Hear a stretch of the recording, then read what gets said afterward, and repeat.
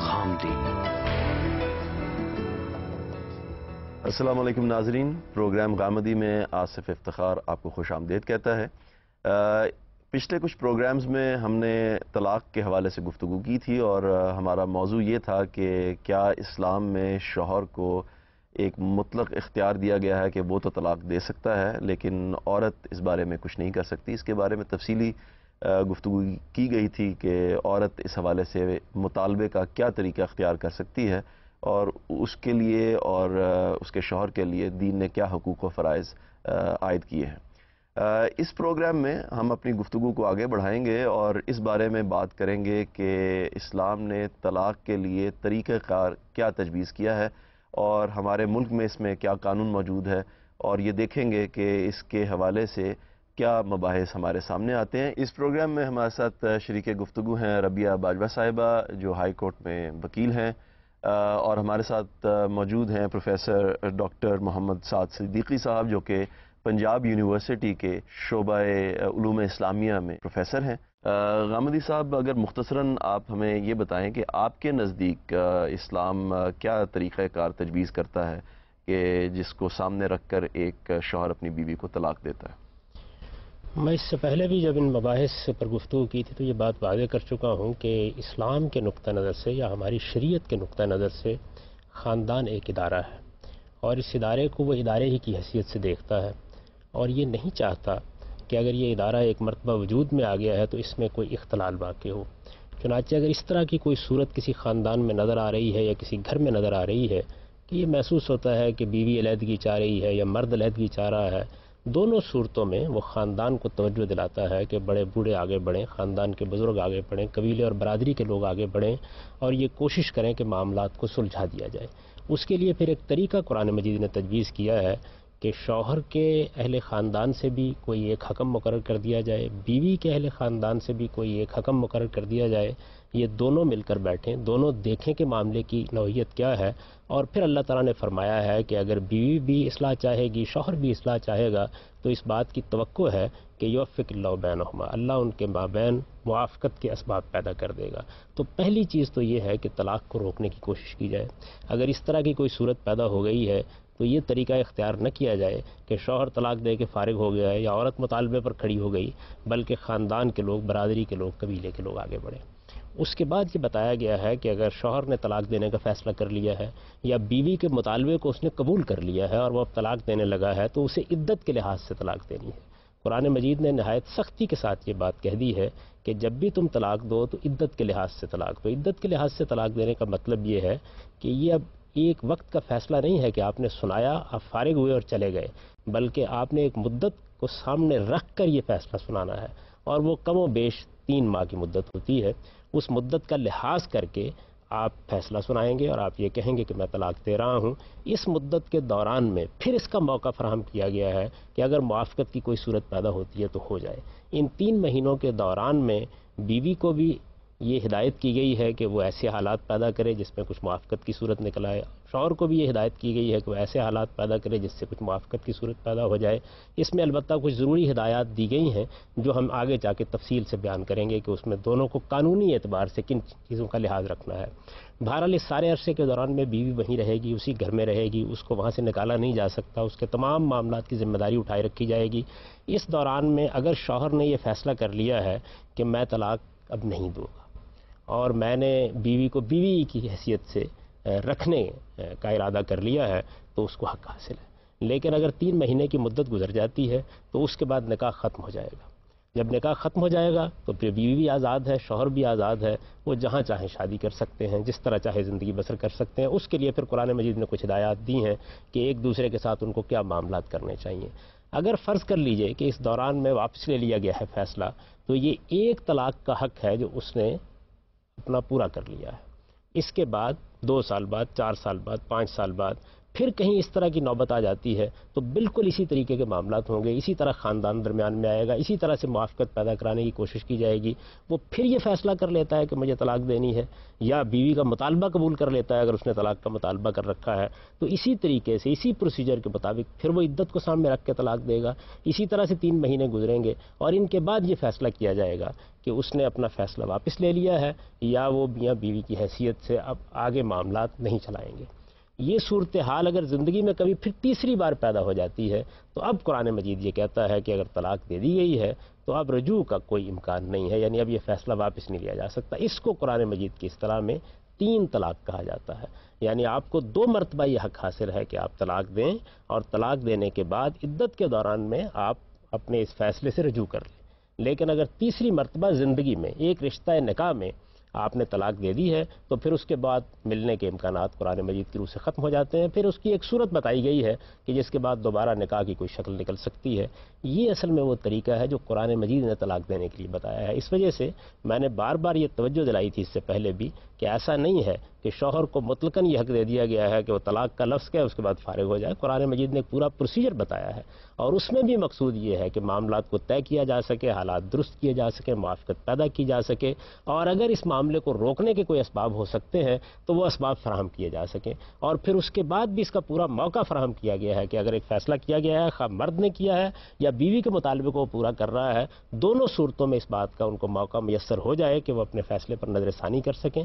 اور اگر وہ نظر ثانی کرنے کے لیے تیار ہو جاتے ہیں تو اس کا حق دیا گیا ہے ان کو، اور اگر اس کے بعد بھی وہ علیحدگی کا فیصلہ کر لیتے ہیں تو اس طریقے کے مطابق اگر طلاق دی جائے گی تو 2 مرتبہ اس کا موقع موجود ہے کہ وہ جب چاہے دوبارہ نکاح کر کے اپنی آزادانہ مرضی سے پھر میاں بیوی کی زندگی بسر کر سکتے ہیں. یہ میں نے بالاجمال آپ کے سامنے قرآن مجید کے قانون کی وضاحت کر دی ہے. ظاہر ہے اس کی بہت سی تفصیلات ہیں، وہ آپ پوچھیں گے تو میں انشاءاللہ واضح کروں گا. جی غامدی صاحب، یہاں میں چاہوں گا کہ ایک تھوڑا سا وقفہ کیا جائے.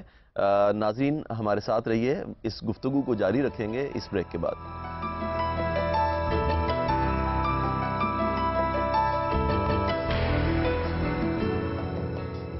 Welcome back. ڈاکٹر صاحب، غامدی صاحب نے جو بات فرمائی، کیا آپ کے نزدیک بھی یہی تصور قرآن سے اخذ کیا جا سکتا ہے یا اس سے مختلف بات؟ آپ جو آپ نے سوال کیا ہے اس سوال کا تعلق دونوں باتوں سے ہے کہ طلاق کا طریقہ کار اور طلاق کا مؤثر ہونا. جہاں تک طریقہ کار کی بات ہے تو طریقہ کار بلا شبہ یہی ہے. قرآن حکیم نے یہی طریقہ کار تجویز کیا ہے، اور اس طریقہ کار میں جیسے غامدی صاحب نے بھی حوالہ دیا کہ حکم من اہلہ و حکم من اہلہا، کہ ایک فیصل، ایک منصف بیوی کے خاندان کا اور ایک منصف شوہر کے خاندان کا آئیں اور پہلے اس معاملے کو یوں ختم کرنے کی کوشش کریں کہ وہ طلاق کی نوبت ہی نہ آئے. اور اگر پھر بھی یہ بات ہوتی ہے کہ اللہ یقیم حدود اللہ، کہ صورتحال کچھ اس طرح کی نظر آتی ہے کہ یہ لوگ اگر میاں بیوی کے طور پر رہیں گے تو اللہ کی حدود، اللہ کے احکام قائم نہیں رہ سکیں گے، تو پھر ان میں علیحدگی کی ایک گنجائش موجود ہے اور شریعت نے اس کو واضح کیا ہے. یہ تو طریقہ کار ہے. پھر اس میں فطلقوہن لعدتہن کی بات کی قرآن حکیم نے کہ عدت کا لحاظ رکھتے ہوئے، جیسے غامدی صاحب نے فرمایا کہ طلاق دو. نبی کریم صلی اللہ علیہ وسلم نے اس فطلقوہن لعدتہن کی وضاحت فرمائی کہ یہ فطلقوہن لعدتہن کا مطلب کیا ہے. اس کو فرمایا آپ نے کہ فطلقوہن لعدتہن کا معنی یہ ہے کہ نمبر 1 تو یہ کہ حالت طہر میں طلاق دی جائے. عورت کی جو پاکی کے ایام ہوتے ہیں ان میں طلاق دی جائے، جو اس کے ماہانہ ناپسندیدہ ایام ہوتے ہیں اس کے دوران اسے طلاق نہ دی جائے. ایک تو اس کی شرط یہ ہے. دوسری شرط یہ ہے کہ 1 طلاق دی جائے، 2 یا 3 نہ دی جائیں. اور تیسری شرط یہ ہے کہ ایام طہر میں بھی ایسے ایام میں طہر میں طلاق دی جائے کہ جن میں تعلق زوجیت قائم نہ کیا گیا ہو. یہ 3 شرائط ہیں. ان 3 شرائط کے تحت جو طلاق دی جائے گی وہ طلاق کے اس طریقہ کار کے مطابق ہوگی جو قرآن کریم نے تجویز کیا، اور رسول اللہ صلی اللہ علیہ وسلم نے ان 3 باتوں کو بیان فرمانے کے بعد فرمایا کہ ہذہ العدہ، یہ ہے وہ عدت کہ جس کے متعلق اللہ تعالیٰ نے فطلقوہن لعدتہن میں حکم دیا ہے، اور یہ طریقہ کار ہے. اس طریقہ کار میں جو بنیادی بات ہمیں نظر آتی ہے وہ یہ نظر آتی ہے کہ رشتہ نکاح کو توڑنے میں بہت عجلت سے اور بہت جذباتی انداز یا جذباتی ماحول میں کام نہیں لینا چاہیے. اس میں بہت سوچ و بچار کے بعد پورے شعور کے ساتھ اور پوری شعوری کیفیات کے ساتھ، مثلا ہمارے ہاں آپ یہ بات دیکھیں گے، آپ اگر کسی وقت کسی دینی مدرسے میں اور اس کے دارالافتاء میں جا کر بیٹھیں تو وہاں بے شمار ایسے لوگ سوالات کرنے کے لیے آتے ہیں. ہم صاحب آپ کو کبھی اگر اتفاق ہوا ہو کہ صاحب وہ میں تو بہت غصے میں تھا اور میں نے غصے میں یہ بات کہہ دی. تو جو طریقہ کار تجویز کیا جا رہا ہے اس طریقہ کار میں اگر آپ تھوڑا سا غور فرمائیں تو آپ کو یوں محسوس ہوتا ہے کہ شریعت نے ایسا طریقہ کار تجویز کیا ہے کہ جس میں آپ کو سوچنے کا کچھ موقع ملے. اگر ایک شخص طلاق دینے لگا ہے تو وہ پہلے تو مرحلے پر تو یہی سوچے گا کہ اس وقت مہینے کے کون سے دن چل رہے ہیں، کیا صورتحال ہوگی، صورتحال طلاق دینے کی ہے نہیں ہے، میں نے رشتہ زوجیت یا تعلق زوجیت کب قائم کیا تھا، اس کو کتنا عرصہ ہو گیا. ان ساری باتوں کو سوچنے کے بعد وہ طلاق کا عمل کرے گا. جب تک وہ ان چیزوں کو نہیں سوچ لے گا اور پوری طرح شرح صدر اس کو نہیں ہو جائے گا اس وقت تک، یعنی ایک بہت ماحول جذباتی اور غصے کے ماحول میں اچانک یہ افتاد آ پڑے، اس کو شریعت پسند نہیں فرماتی. اور اس یہی وجہ ہے کہ نبی کریم صلی اللہ علیہ وسلم نے فرمایا کہ جب بندہ زمین پر طلاق دیتا ہے تو یہتزل العرش، اللہ تعالیٰ کا عرش ہل جاتا ہے. یعنی یہ کوئی معمولی کام نہیں ہے کہ آپ یوں ایک دم جذبات میں آئیں اور جذبات میں آ کر اس کو سرزد کر جائیں. اس کے لیے بہت سوچ و بچار کی ضرورت ہے. ربیہ باجوہ صاحبہ، آپ نے دونوں حضرات کی بات سنی. میں آپ سے دو سوال پوچھنا چاہوں گا. آپ ماہر قانون ہیں، آپ ہمیں یہ بتائیے کہ کیا جو یہ بزرگ فرما رہے ہیں اسی طرح سے ہمارا قانون جو ہے اس کا پروسیجر بھی کیا اسی کے مطابق ہے یا اس سے مختلف ہے؟ ایک بات. اور دوسرے کہ جو بھی ہمارے ہاں طریقہ کار موجود ہے اس سے عملی طور پر کیا مسائل خاندان کے لیے اور بالخصوص خواتین کے لیے پیدا ہوتے ہیں؟ سر اس میں سب سے پہلی بات تو یہ ہے کہ جو اب لا ملک میں چلتا ہے طلاق دینے کے لیے، وہ مسلم فیملی لا آرڈیننس 1961 ہے، جو کہ ایک بڑی ایوب کے دور میں ایک پورے کمیشن کی رپورٹ کے بعد سامنے آیا اور ابھی تک وہی ہے، وہ امپلیمنٹ ہو رہا ہے، اس کے مطابق طلاق دی جاتی ہے. سر اس میں اسی طرح ہے کہ جو عدت کا پیریڈ ہے اس کی کمپلیشن کے بعد جو ہے وہ طلاق ہے وہ افیکٹو ہوگی. دوسری بات سر اس میں یہ ہے کہ ابھی میں یہ سمجھتی ہوں کہ جو یہ قوانین ہیں بے شک کچھ ایک سٹیپ آگے آئے ہیں کہ ایک رجعتی قوانین سے کچھ ایک سٹیپ آگے آئے ہیں کہ جس میں شریعت کے مطابق ایک طریقے کو آسان کر کے طلاق کا جو ایک عمل ہے اس کو بجائے پیچیدہ بنا رہے ہیں کہ اس کو ایک سنجیدہ اور اس کو ایک آسان طریقہ بنا دیا گیا ہے. اس میں ابھی لیکن ہم یہ سمجھتے ہیں کہ ابھی ایسی گنجائش موجود ہے کہ اس میں شریعت کی بھی لبرل انٹرپریٹیشنز کر کے تو اس کو مزید افیکٹو بنایا جا سکتا ہے. اب میں اس اپنی ساری گفتگو کو کنیکٹ کروں گی پیچھے جو غامدی صاحب نے پچھلے پروگرامز میں ہمیں گائیڈ کیا یا ہمیں بتاتے رہے ہیں کہ ایک رائٹ آف ڈائیورس مرد کو ہے. اور ایک میں یہاں پہ بات یہ ایڈ کروں گی کہ تمام جو مذہبی فقہ ہیں اس چیز پہ متفق ہیں کہ ایبسولوٹ رائٹ ہے مرد کو، اس کے بارے میں پوچھ گچھ نہیں ہو سکتی. یہ اس کی اپنی موریلٹیز ہیں کہ وہ کیوں طلاق دے رہا ہے، وہ سوچے یا نہ سوچے. ایون اگر وہ نہیں بھی سوچتا اور وہ کسی بھی وقت چاہتا ہے تو طلاق جو ہے اس کا رائٹ ہے دینا اور یہ افیکٹو ہوگی. یعنی آپ کے نزدیک قانونی رکاوٹ نہیں ہے؟ قانونی رکاوٹ نہیں ہے. اور تمام مذہبی فقہ جو اس چیز سے متفق ہیں کہ مرد کو یونیلیٹرل اور ایبسولوٹ رائٹ آف ڈائیورس ہے مذہب کے مطابق. یہ اب اس کے اوپر ڈیپینڈ کرتا ہے، یہ ایک شرعی حکم ہے، وہ ایک ان کو گائیڈنس دی گئی ہے کہ آپ اس طرح کے حالات میں طلاق نہ دیں یا آپ سوچ سمجھ کے دیں، یہ ایک علیحدہ بحث ہے. دوسری سر بات اس میں یہ ہے کہ جیسے انہوں نے یہ فرمایا تھا کہ ایک خاتون کو بھی رائٹ دیا گیا ہے اور انہوں نے ایکویٹ کیا تھا. میں آج بھی اس چیز کو ڈیفر کرتی ہوں کہ ایک مطالبہ کرنا اور ایک چیز کو جب مرضی پروناؤنس کر دینا، دونوں میں بہت فرق ہے.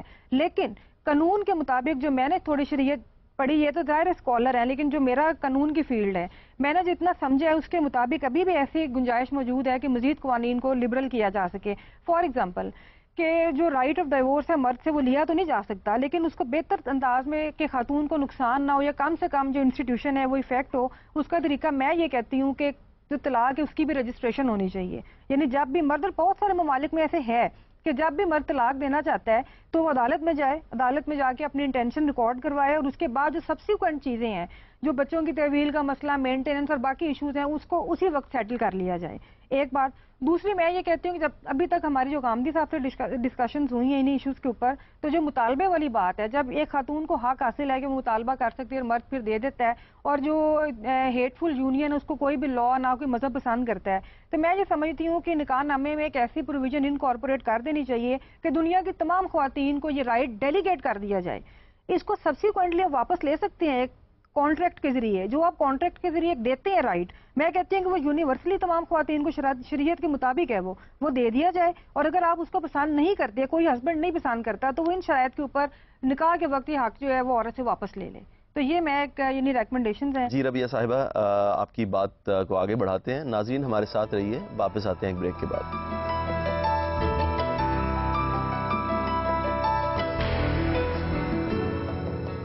खुश आमदीद। जी गामदी साहब, दो बड़े दिलचस्प सवाल उन्होंने उठाए हैं। क्या आपके नज़दीक इसमें कोई चीज़ माने है कि इस तरह की रजिस्ट्रेशन करवाई जाए, जो हमारे यहाँ गवाहों की मौजूदगी में तलाक देने का तस्वुर है, वो क्या इससे कोई मुताबिकत महसूस आप करते हैं, और क्या इस तरह का कानून बनाया जा सकता है? ये एक सवाल है। और दूसरा ये जो उन्होंने इसकी तरफ इशारा किया कि ख़वातीन के मुतालबे की जो शर्त दीन आयद करता है, ये बहरहाल एक फ़र्क तो पैदा करता है और उससे बहुत सारे मसाइल पैदा होते हैं, जिसकी तरफ पिछले प्रोग्राम में उन्होंने इशारा भी किया कि बहुत सारी प्रोसीजरल डिफ़िकल्टीज़ पेश आती है। तो क्या शरीयत में इस बात की गुंजाइश है कि इन प्रोसीजरल डिफ़िकल्टीज़ को दूर करने के लिए खातून को कुछ दीगर हुकूक दे दिए जाएँ, कानूनी तहफ़्फ़ुज़ात दे दिए जाएँ, जिनका जिक्र उन्होंने किया? पहले सवाल में गुजारिश ये है जी कि किसी भी कानून को आप जब नाफिज करते हैं तो उसके लिए आप तरीक़ेकार में बहुत सी चीज़ें ऐसी दाखिल कर सकती हैं जो उसको बेहतर बना दें। कुरान मजीद तो उसूली बात करेगा, शरीयत आपको कुछ हुदूद बता देगी, वो कुछ हुकूक को तय कर देगी। अब देखिए, मिसाल के तौर पर हमारे यहाँ निकाह करने का एक तरीका है, तो हमने उसके लिए एक निकाह फॉर्म बना दिया है, उसकी बाकायदा रजिस्ट्रेशन का एक तरीका इख्तियार कर लिया गया है। यही चीज़ अगर तलाक के बारे में की जाए तो शरीयत को कोई एतराज़ नहीं है, बल्कि ऐसा होना चाहिए। मैं आपसे अर्ज़ करता हूं कि इस वक्त जिस कानून का इन्होंने हवाला दिया है और जिसके मुताबिक इस वक्त सारे मामला चल रहे हैं, वो कानून भी इंतहाई नाकिस कानून है। इस वक्त भी आप ये देखिए कि किसी शख्स के पास आप चले जाएं, जैसे ही कोई शख्स तलाक देने का फैसला करता है, वो फ़ौरन 3 तलाक लिख कर उसको हाथ में पकड़ा देता है। आप किसी वसीका नवीस के पास चले जाएं, वो भी यही करता है। आप किसी वकील के पास चले जाएं, वो भी यही करता है। अच्छा, फिर जो कानून बनाया गया है वो भी बहुत दिलचस्प है। उसमें यह है कि एक एक तलाक हर तोहर में दिलवाई जाती है। इसकी क्या ज़रूरत है?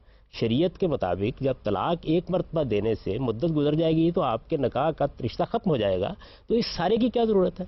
यानी जो आसान तरीका है, जो कुरान का बताया हुआ तरीका है, जो अल्लाह ताला ने खुद तजवीज़ फरमाया है, उसके मुताबिक ही होना चाहिए। तो मेरे नज़दीक तो इस वक्त जो कानून बनाया गया है और जो अयूब खान साहब ने नाफिज किया था, बड़ा नाकिस कानून है, उसकी मज़ीद इस्लाह होनी चाहिए। कुरान खुद कहता है सूरह तलाक में कि आप जब तलाक देने लगे हैं तो उस पर गवाह बना लें, रुजू करने लगे हैं तो उसके ऊपर गवाह बना लें।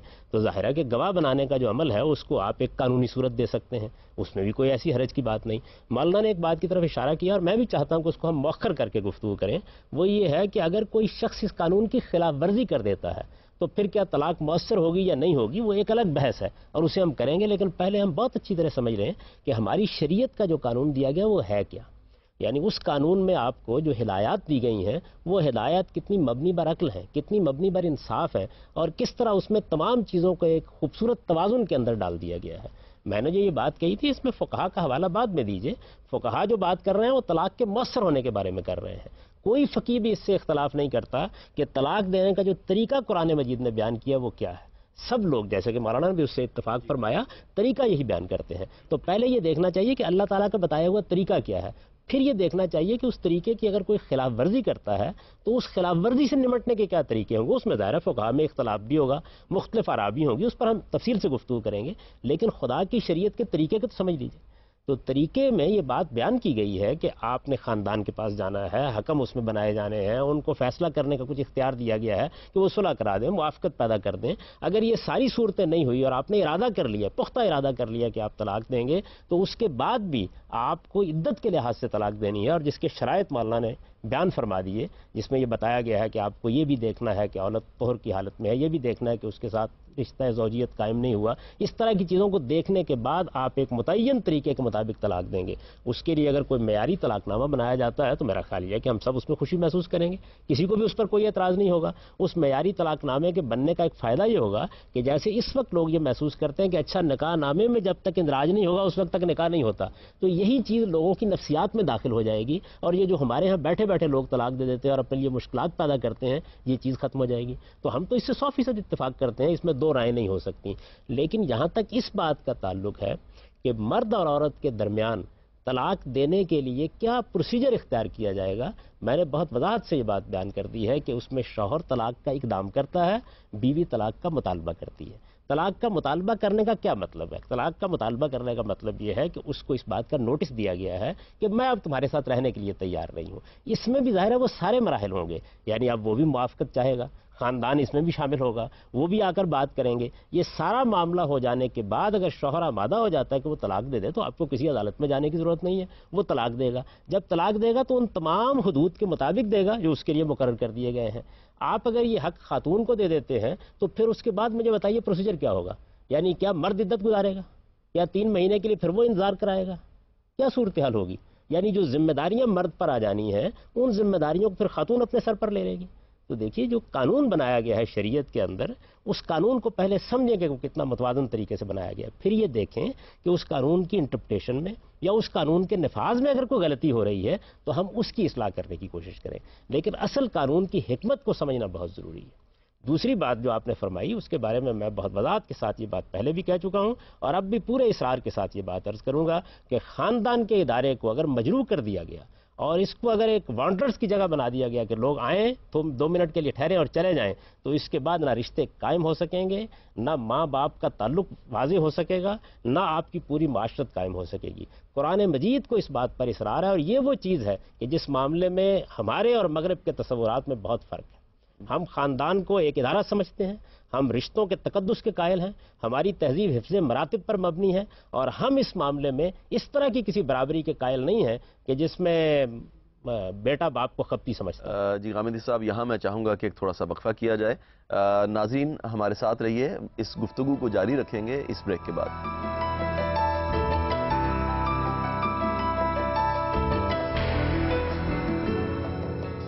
Welcome back. جی ربیہ باجوہ صاحبہ، آپ نے غامدی صاحب کی بات سنی، اس میں کسی حد تک تو میرے خیال آپ نے بھی تائید کی اس بات کی کہ پروسیجر بنیادی طور پر اس میں مسئلہ آپ کو نہیں ہے، لیکن مطالبے کے حوالے سے عورت مطالبہ کرتی ہے. آپ کیا مطمئن ہیں غامدی صاحب کے جواب سے یا اس میں آپ سمجھتی ہیں کہ بات یہ ہے کہ میں بالکل 100% ایگری نہیں کرتی. اور دوسری انہوں نے پہلے ایک قسط میں یہ بھی فرمایا تھا کہ عورت اور مرد کو برابر حقوق دیے گئے ہیں، پروسیجر کا ڈیفرنس ہے. میں یہ کہتی ہوں کہ جو پروسیجر کا ڈیفرنس ہے وہ بھی نہیں ہونا چاہیے، کیونکہ جب ڈسکریمنیشن ہوگی چاہے وہ پروسیجر کی ہو چاہے وہ لا کی ہو، وہ اچھی نہیں سمجھی جاتی. دوسری بات یہ ہے کہ جو سارا میں نے ابھی تک ڈسکشن سنی تھی اس کے بعد میں یہ سمجھتی ہوں کہ اگر یہ پروویژن انکارپوریٹ کر دی جائے نکاح نامے کے اندر کہ عورت جو ہے وہ بھی طلاق کا حق رکھتی ہے اور وہ بھی نوٹس دے کے طلاق دے سکتی ہے، ڈیلیگیٹڈ پاورز اس کو دے دی جائیں، تو یہ کوئی غیر اسلامی یا غیر شرعی چیز نہیں ہوگی. دوسری بات جی اس میں تھوڑا سی قطع کلامی کروں گا. جو خاص طور پر غامدی صاحب کا ایک ایمفیسس تھا اس کے اوپر، جو بار بار انہوں نے اس کی طرف توجہ دلائی، وہ ذمہ داریوں کی ڈسٹریبیوشن کے حوالے سے انہوں نے خاص بات کی. بڑی تفصیل کے ساتھ انہوں نے بتایا کہ مرد کے اوپر نکاح کے بعد بھی کچھ ذمہ داریاں عائد کی گئی ہیں اور اس کے لحاظ سے یہ فرق کیا گیا ہے.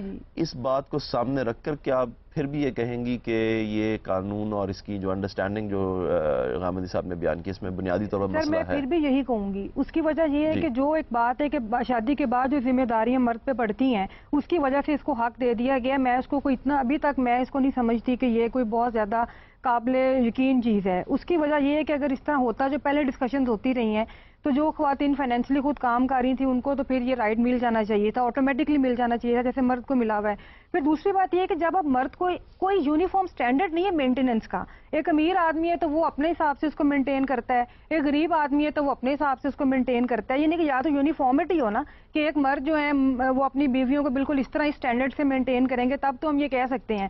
اور دوسری بات یہ ہے کہ یہ جو تعین کرنا ہے یہ مرد نے خود ہی کرنا ہے. پروفیسر صاحب آپ اس کے بارے میں کچھ فرمائیں گے جی کہ یہ جو باتیں انہوں نے فرمائی ہیں؟ بلا شبہ ہم اگر یہ دیکھیں کہ جو طلاق کا شریعت کا قانون ہے یا شریعت کا جو معاملہ ہے، شریعت نے جس طریقے سے اس چیز کو تقسیم کیا ہے اور اختیارات کے ارتکاز کی بات کی ہے، وہاں ہم یہ دیکھتے ہیں کہ ہمارے معاشرے میں اس کی وجہ سے پرابلمز کھڑی ہو رہی ہیں. لیکن ہمیں یہ دیکھنا چاہیے کہ کیا پرابلمز قانون کی خرابی کی وجہ سے پیدا ہو رہی ہیں یا لوگوں میں اس قانون کے ساتھ عدم واقفیت اور اس قانون پر اور اس معاشرے پر عمل نہ کرنے کی وجہ سے ہو رہی ہیں. یہ ایک بہت بنیادی نقطہ ہے. میں چاہتا ہوں کہ آپ دونوں حضرات اس کی وضاحت فرمائیں. غامدی صاحب کیا آپ کا بھی یہ نقطہ نگاہ ہے کہ قانون میں کوئی مسئلہ نہیں ہے, یہ بالکل ٹھیک ہے؟ دیکھیے بات یہ ہے کہ ہمارے ہاں اس وقت جو معاشرتی روایات بن گئی ہیں, جو قانونی احکام موجود ہیں, جس طرح کے ہمارے وکلاء ہیں, جس طرح کی ہماری عدالتیں ہیں, ان کی وجہ سے بہت سی مشکلات پیدا ہوتی ہیں, ان کو دور کرنا چاہیے. لیکن کیا آپ اس شادی کے ادارے کو ایک ادارہ سمجھتے ہیں؟ اس سے کوئی چیز وجود میں آ رہی ہے, یا محض یہ ایک مرد و عورت کا جنسی تعلق ہے, یا ان کے مابین ایک محبت کا معاملہ ہے جو چند سال کے لیے ہوا اور اس کے بعد ختم ہو جائے گا؟ میں نے بہت تفصیل کے ساتھ آپ کی خدمت میں عرض کیا تھا کہ صورتحال یہ نہیں ہے. اس میں در حقیقت ایک خاندان وجود میں آیا ہے, اس میں اولاد پیدا ہونی ہے, اس میں ماں باپ کے رشتے وجود میں آنے ہیں, اس میں کچھ آگے چل کے فیصلے کرنے ہیں, اس میں صرف جوانی ہی باقی نہیں رہنی, اس میں بڑھاپا بھی آنا ہے, اور اس کے لحاظ سے بھی کچھ حقوق و فرائض متعین ہونے ہیں. لہذا شریعت نے ایک نہایت منصفانہ طریقہ اس کے لیے اختیار کیا ہے, اور وہ طریقہ یہ ہے کہ جس طریقے سے بعض حقوق مرد کو دیے ہیں, اسی طرح بعض زائد ذمہ داریاں بھی اس کے اوپر ڈال دی ہیں. یعنی شوہر کی حیثیت سے اس کو جو ایک درجہ برتری کے مقام پر رکھا گیا, تو کیوں رکھا گیا ہے؟ اس لیے تاکہ ادارے کے سربراہ کی ذمہ داریوں کو وہ انجام دے سکے.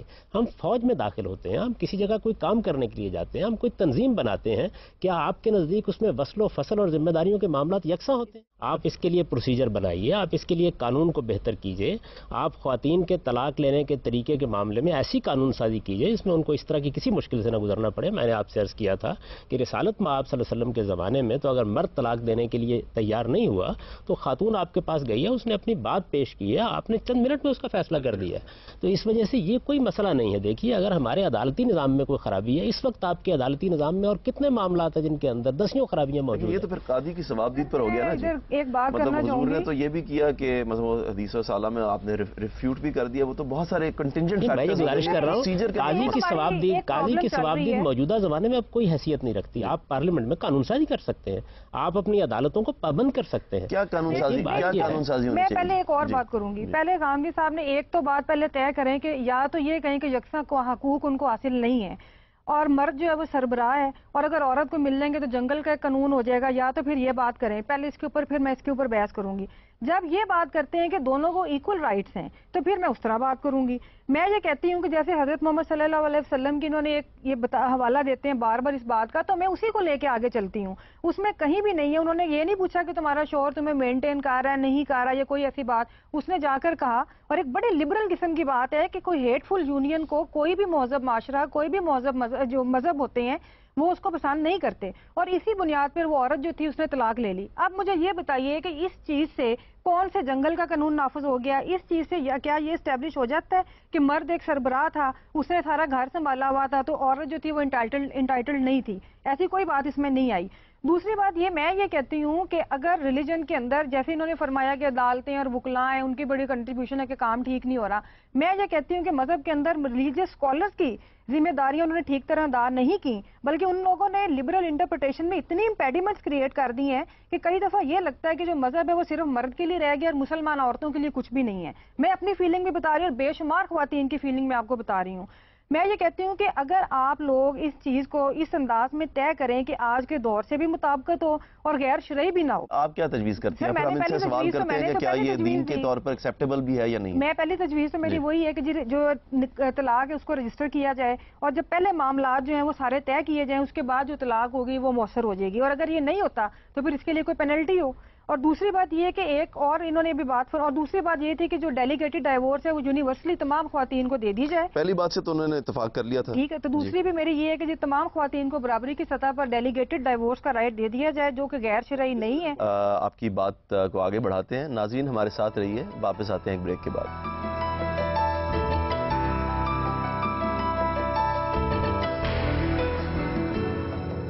خوش آمدید. جی غامدی صاحب, رسالت مآب صلی اللہ علیہ وسلم کے اس واقعے کی طرف اشارہ کیا, اس پورے واقعے کو دیکھیے وہاں ہوا کیا ہے. کیا خاتون نے اپنے گھر میں بیٹھ کر طلاق دے دی ہے؟ وہ گئی ہے رسالت مآب صلی اللہ علیہ وسلم کی خدمت میں, اس نے جا کے اپنا مسئلہ بیان کیا ہے. جب اس نے اپنا مسئلہ بیان کیا تو آپ نے اس سے کیا کہا؟ آپ نے فرمایا تمہیں جو باغ اس نے دے رکھا ہوا ہے واپس کرنے کے لیے تیار ہو؟ یہ دیکھیے وہاں بھی ایک مالی مسئلہ زیر بحث آ گیا ہے. اصل میں جب مرد کے اوپر ذمہ داری ہے مالی امور کی, وہ دیتا ہے, ذمہ داریوں کو اٹھاتا ہے, اور پھر اس کے بعد بھی ذمہ داریاں اس کے اوپر عائد ہونی ہے, آپ اسے وقت کیسے نہیں دیں گے؟ میں تو یہ کہتا ہوں کہ اس کے اوپر بحث کرنی چاہیے ہمیں, اور پوری طرح اس کا جائزہ لے کے دیکھنا چاہیے کہ یہ بات تو بار بار کہی جا رہی ہے کہ اس کو حق دے دیا جائے کہ وہ بھی اسی طریقے سے جب چاہے طلاق دے دے. میں نے تو عرض کر دیا کہ مرد کو بھی یہ حق حاصل نہیں ہے. مرد کے لیے بھی ایک پروسیجر بنایا گیا, اسے بتایا گیا اس طرح سے طلاق دینی ہے, تم نے اس طرح عدت کی مدت مقرر کرنی ہے, اس طرح طلاق کا اعلان کرنا ہے, اس کے دوران میں اتنا وقت ملنا ہے تاکہ تمام معاملات کو دیکھا جا سکے. خاتون جب طلاق دے گی تو مجھے یہ بتائیے کہ وہ ذمہ داریاں اٹھانے کے لیے تیار ہے. سب سے پہلا مسئلہ یہ ہے کہ آپ ذمہ داریاں, معاشی ذمہ داریاں کس کے اوپر ڈال رہے ہیں. بچوں کی کفالت اب کون کرے گا, ان کی فیس کون ادا کرے گا, جب تک وہ جوان نہیں ہو جائیں گے اس وقت تک ان کی ذمہ داریاں کون اٹھائے گا. سوال یہ نہیں ہے کہ ذمہ داریوں کو متعین کر دیا جائے کہ 10,000 یا 20,000, وہ تو ظاہر ہے کہ ہر آدمی کی استطاعت کے مطابق ذمہ داری کس پر ہے, کس پر عائد ہوتی ہے. اس کو کیوں نہیں بیان کیا جاتا کہ ذمہ داریاں برابر کر دی جائیں. میں نے یہ عرض کیا تھا کہ اس پر گفتگو کیجئے, پھر میں بتاتا ہوں کہ اس کے نتائج اور عواقب کیا ہوں گے. یہ بات میری بہن نے پوچھی ہے تو میں بڑی وضاحت کے ساتھ یہ بات کہتا ہوں کہ یہ بالکل درست فرمایا انہوں نے. ہمارے ہاں صورتحال یہ بالکل نہیں ہے کہ آپ ایک خاندان بنا رہے ہیں تو اس کے سارے لوگ برابر ہیں, ایسا نہیں ہے. ہمارے ہاں تو حفظ مراتب کا اصول ہماری تہذیب کی شناخت ہے. جس وقت خاندان بنے گا شوہر کو بھی خاندان کے سربراہ کی حیثیت حاصل ہے, باپ کی حیثیت سے اس کا ایک خاص مقام ہے. جیسے ہی خاتون ماں بن جاتی ہے وہ پورے خاندان کے اندر سربراہی کے مقام پر فائز ہو جاتی ہے. اس کے حقوق, اس کی ذمہ داریاں بالکل مختلف ہو جاتی ہیں. اس کے سامنے عزت و احترام کے ساتھ سب کے سر جھکتے ہیں. وہ کسی بیٹے کو, جو جوان بیٹا تھپڑ بھی مار دے تو وہ آگے سے اس سے انتقام لینے کی جسارت نہیں کر سکتا. ہم یہ کہتے ہیں کہ اس کے پاؤں میں اب جنت ہے. ظاہر بات ہے ہمارا تو اس سارا کا سارا نظم جو ہے یہ رشتوں کے اس تقدس پر قائم ہے اور اس کے قانونی حقوق ہیں. آپ اس کو جب ختم کر دیتے ہیں تو اس کے بعد اصل میں یہ سب کچھ ختم ہو جاتا ہے. میں تو اس کا اعتراف کرتا ہوں اس بات کا کہ یہ برابری کے اصول پر قائم نہیں کیا گیا. برابری کے اصول پر کوئی ادارہ قائم نہیں ہو سکتا, اس کا کوئی امکان ہی نہیں ہے. برابری کے اصول پر ریاست قائم ہو سکتی ہے. اس وقت صدر مملکت کی حیثیت سے جو اختیارات ہم نے اپنے سربراہ کو دے رکھے ہوئے ہیں, کیا وہ مجھے بھی حاصل ہے؟ مجھ میں اور ان میں انسان ہونے کے اعتبار سے کیا فرق ہے, آپ مجھے بتا دیجیے. یا اس کو مساوات کے اصول پر قائم کیا جائے گا؟ آپ فوج میں داخل ہوتے ہیں, نکلنا چاہتے ہیں, کیا آپ ایک دن اطمینان کے ساتھ الیکس لیک کر کے واپس آ سکتے ہیں؟ ایک ادارے کا ایک قانون ہے, ضابطہ ہے. سب سے پہلے اسی پر گفتگو ہونی چاہیے کہ خاندان اسلامی شریعت کی روح سے ایک ادارہ ہے اور اس میں بالکل اسی طریقے سے جیسے مولانا نے فرمایا تھا, ایک پہلے فیصلہ کیا گیا کہ اس کی سربراہی کسی کے پاس ہونی ہے. یعنی وہ ایسی صورتحال نہیں ہے کہ دو آدمیوں نے مل کر کھانا کھانے کا فیصلہ کیا اکٹھے, ایک میز پر بیٹھے ہوئے ہیں, میں نے اپنے پیسے دیے, آپ نے اپنے پیسے دیے, اس کے بعد آپ اٹھ کر چلے گئے. یہ صورتحال نہیں ہے. قرآن مجید بالکل وضاحت کے ساتھ یہ کہتا ہے کہ جس وقت میاں اور بیوی کا رشتہ قائم ہوتا ہے تو شوہر کو خاندان کے سربراہ کی حیثیت حاصل ہو جاتی ہے. سربراہ کی حیثیت سے اس کے کچھ اختیارات ہیں, اس کے بغیر خاندان قائم ہو ہی نہیں سکتا. اس کے بعد اختلال ہے. اس کے بعد میں آپ سے عرض کروں کہ اس کا نتیجہ میں آپ کو بتا دیتا ہوں کیا نکلتا ہے. اس کا نتیجہ پھر یہ نکلتا ہے کہ جتنی دیر تک آپ کے محبت کے معاملات آپ کے جسمانی تقاضوں کے لحاظ سے پورے ہوتے رہتے ہیں اس وقت تک خاندان موجود ہوتا ہے. اس کے بعد آپ بھی الیکس لیک کرتے ہیں, دوسرے بھی الیکس لیک کرتے ہیں اور آپ فارغ ہوتے ہیں. اس میں پروسیجرل تبدیلی انہوں نے سجیسٹ کی جی. ان تمام چیزوں کو کسی حد تک تسلیم کرتے ہوئے انہوں نے ایک پروسیجر کی تبدیلی تجویز کی ہے, اس کے بارے میں آپ فرمائیں, اور بلکہ آپ دونوں حضرات بتائیں کہ وہ یہ کہتی ہیں کہ جی ذمہ داری میں اگر عورت شیئر کرنے کے لیے تیار ہو جاتی ہے, بیفور میرج وہ تیار ہے اس کے لیے, ایک کانٹریکٹ کیا جاتا ہے, تو یہ قانون کیوں نہیں بنایا جا سکتا کہ ذمہ داریوں میں ایک شیئر کرنے کے بعد اس کو بھی اس طرح کے حقوق دے دیے جائیں؟ پہلی بات تو یہ ہے کہ اس کے اندر یہ بات آپ نے خود شامل کر لی ہے کہ اس کو بھی ذمہ داریوں میں شریک کر لیا جائے. ذمہ داریوں میں شریک کرنے کا مطلب کیا ہے؟ یعنی کیا اب اس کے نان و نفقے کی ذمہ داری مرد پر نہیں رہی؟ کیا مرد کمانے کا پابند نہیں ہے؟ وہ اپنا خرچ خود پورا کرے گی, مرد اپنا خرچ خود پورا کرے گا. اب مجھے یہ بتائیے بچوں کی صورتحال کیا ہوگی؟ کیا بچے اپنے آدھے اخراجات کے لیے ماں کی طرف دیکھیں گے اور آدھے اخراجات کے لیے باپ کی طرف دیکھیں گے؟ آپ پہلے اس پورے نظم کو سمجھیے.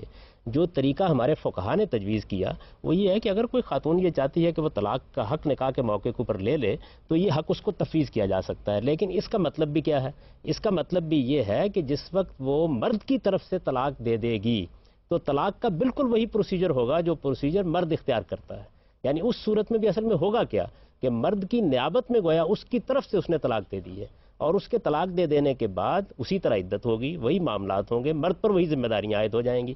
صرف یہ ہے کہ اس کو اب عدالت میں نہیں جانا پڑا یا مطالبہ نہیں کرنا پڑا, یہ بات پہلے طے ہو گئی. اس کا حق ہمارے فقہا مانتے ہیں, لیکن یہ حق دیتے وقت جس کو آپ نے سربراہی کے منصب پر فائز کیا اسی سے مطالبہ کیا جائے گا نا. جب آپ اس سے اوپر اٹھ کر ایک عمومی قانون بنائیں گے تو اس کے معنی تو یہ ہے کہ آپ نے پورے کے پورے معاشرے کے لیے اس سارے نظم کو درہم برہم کر دیا. یعنی پھر ایک نیا قانون وجود میں آیا, پھر شریعت کا نام لینے کی کیا ضرورت ہے؟ پھر سیدھی بات کیجئے کہ ہم ایک ایسا قانون بنانا چاہتے ہیں جس کے اندر ایک مرد و عورت جب چاہیں شادی کر لیں اور جب چاہیں ان میں سے جو چاہے دو لفظ کہیں اور اس کے بعد چلا جائے. سوال یہ ہے کہ آپ اس کا کوئی پروسیجر بنائیں گے یا نہیں بنائیں گے؟ یہ آپ کیوں فرماتے ہیں؟ کیونکہ وہ تو یہ کہہ رہی ہیں کہ رسپانسبلٹیز کے بارے میں جو بھی آپ نے معاملہ طے کرنا وہ آپ پہلے طے کریں. یہ تو وہ یہ نہیں فرما رہی. کیسے طے کریں گے؟ مجھے یہ میں بات کرتی ہوں کہ خاتون کو بھی ایکول رائٹ ہو تو یہ نیگیٹو سائڈ پہ لے جاتے ہیں کہ جیسے انسٹیٹیوشن تباہ ہو جائے گا, ایک بڑا نیگیٹو انسٹیٹیوشن ہے صرف جسمانی تعلق کے لیے. میں آپ کو ایک بات بتاؤں کہ جیسے ان کی باتوں سے مجھے یہ سمجھ آتا ہے کہ یہ جو سارا انسٹیٹیوشن ہے صرف مالی معاملات طے کرنے کے لیے بنایا گیا ہے. میرا کہنے کا مقصد یہ ہے کہ جو خاتون جب شادی ہوتی ہے میاں بیوی کی, تو سب سے بڑی بات جو شادی کے انسٹیٹیوشن میں ہوتی ہے وہ ہیومن ایموشنز ہوتے ہیں. اگر آپ ان کو ختم کر دیں گے تو وہ شادی 4 سال بھی نہیں چلے گی. آپس میں اگر پیار محبت احترام اور عزت دونوں نہیں کریں گے ایک دوسرے کی تو وہ صرف ون سائیڈڈ ایکسپلوئٹیشن ہوگی. اور اس میں یہ بھی کہتی ہوں کہ ہو سکتا ہے خاتون بھی کرے, یہ نہیں میں کہتی کہ ہر جگہ مرد ہی قصوروار ہو جائیں گے یا وہی غلط ہوں گے, کئی جگہ خاتون بھی غلط ہو کر ایکسپلائٹ کر سکتی ہے, ایسا بھی نہیں ہونا چاہیے. تو بات ساری یہ کہ صرف مالی معاملات نہیں ہوتے. اگر مالی معاملات کا صرف یہ کانٹریکٹ ہوتا تو اس میں ایک اسپیسیفک چیزیں ہوتی, اسپیسیفک سٹینڈرڈز ہوتے, وہ ساری چیزیں ادھر ایبسنٹ ہیں اور بیوی ہر حالات میں گزارا کرتی ہے. آپ یہ دیکھیں کہ مختلف معاشروں میں, پاکستانی معاشرے میں بھی جب شادی ہو جاتی ہے تو عورت کو جتنا بھی وہ خرچہ دیتا ہے وہ تقریباً 95% عورتیں انہی حالات میں گزارا کرتی ہیں. جتنا مرد بے شک لاکھوں کماتا ہوگا, اگر عورت کو 10,000 خرچہ دیتا ہے گھر کا تو وہ بیچاری 10,000 میں گھر چلاتی ہے. یعنی اس کے اوپر مرد کے اوپر کوئی کمپلشن ایز سچ نہیں ڈالی جاتی کہ وہ. یہ کیا بات صحیح ہے غامدی صاحب؟ اور یہ تو موریلٹیز کی آپ باتیں بتائیں کہ کیا یہ جو ہمارے ہاں عام تصور ہے, کیا دین اس کے بارے میں اور قرآن اور سنت سے کوئی ہدایت ملتی ہے کہ کوئی سٹینڈرڈائزیشن ہے یا جتنا وہ دے گا اس میں اس کو گزارا کرنا؟ اس سلسلے میں فقہاء نے بعض اسٹینڈرڈز کو متعین کیے ہیں. بعض فقہاء نے یہ بات کہی ہے کہ اس میں کوئی متعین اسٹینڈرڈ یوں نہیں ہے, بلکہ یہ حالات اور زمانے اور علاقوں کے لحاظ سے مختلف ہوتا ہے. البتہ اس میں ایک بنیادی اصول ہے, اور وہ بنیادی اصول کیا ہے؟ وہ بنیادی اصول یہ ہے کہ شوہر کی یہ ذمہ داری ہے کہ وہ جس معیار کو, جس اسٹینڈرڈ کو رہائش کے, لباس کے, کھانے پینے کے اپنے لیے پسند کرتا ہے, اسی اسٹینڈرڈ کو وہ اپنے گھر والوں کے لیے مینٹین کرے گا. یہ ایک بنیادی اصول کے درجے کی بات ہے. جیسے غامدی صاحب نے فرمایا کہ قرآن یا سنت بنیادی اصول فراہم کرتے ہیں, ان بنیادی اصولوں کو معاشرے کے اوپر اپلائی کرنے کا کام جو ہوتا ہے وہ معاشرے کا ہوتا ہے. وہ تو ایک الگ بحث ہے. وہ ایک الگ. غامدی صاحب آپ متفق ہیں جی پروفیسر صاحب کی بات سے؟ کیا یہی اسٹینڈرڈ ہے یا کوئی اور معیار؟ کیونکہ ان کے نزدیک تو اور یہ ہم دیکھتے ہیں معاشرے میں کہ جتنا بھی دے دیا عورتیں بہت کم میں بھی گزارا کر رہی ہوتی ہے, اور اس کے بارے میں کوئی قانون سازی بھی ہمارے ہاں ایسا سچ موجود نہیں ہے. ہو ہی نہیں سکتا. دیکھیے ہمیشہ یہی طے کیا جائے گا کہ آپ معاشرے کے دستور کو سامنے رکھ کے, مرد کے حالات کو سامنے رکھ کے اس کے اوپر ذمہ داری ڈالیں گے. یعنی آپ کیا ہمیشہ کے لیے ایک دن مقرر کر دیں گے کہ آپ تنخواہیں آپ کے ملک میں یہی ہوں گی؟ ابھی آپ نے فیصلہ کیا ہے کہ آپ کے یہاں مزدور کی کم سے کم تنخواہ 5,000 ہونی چاہیے, تو حالات کے لحاظ سے دیکھیں گے نا. اس معاملے میں قانون سازی کی جا سکتی ہے, پارلیمنٹ قانون سازی کر سکتی ہے. ایک مرد کی آمدنی کتنی ہے, اس کا کتنے فیصد اس کو گھر کو دینا چاہیے, عورت کو دینا چاہیے, سب قانون سازی کی جا سکتی ہے. لیکن یہ کہ مطلقاً کہ فیصلہ کیسے کر دیا جائے کہ اتنے پیسے ضرور دینے ہوں گے. ناظرین, اس پروگرام میں ہم نے اس بارے میں تفصیلی گفتگو کی کہ خاندان کے ادارے کے لیے کیا بنیاد ہے اور وہ کن بنیادوں پر قائم ہوتا ہے. اگلے پروگرام میں اس کے بارے میں مزید تفصیل سے گفتگو کریں گے. اگلے پروگرام تک کے لیے اجازت چاہتا ہوں. اللہ حافظ.